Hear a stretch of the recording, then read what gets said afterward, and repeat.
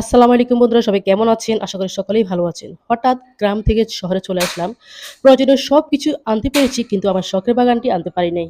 মাত্র কয়েকটা গাছ এনেছি আমার বাগানটার জন্য খুব পরাণ ফুটতেছে। এখানে একটা অ্যালোভেরা গাছ ছোট, এটা আরো অনেক বড় ছিল। আমি কেটে ছেটে ছোট করে দিয়েছি। তারপরে একটা কাঁচামরিচ। কাঁচামরিচগুলো হয়তো ২-৩ টা হবে। এই মরিচগুলোকে আমরা ধানা মরিচ বলে থাকি। ছোট হলেও ভীষণ ঝাল। মাত্র একটা গোলাপ গাছ এনেছি।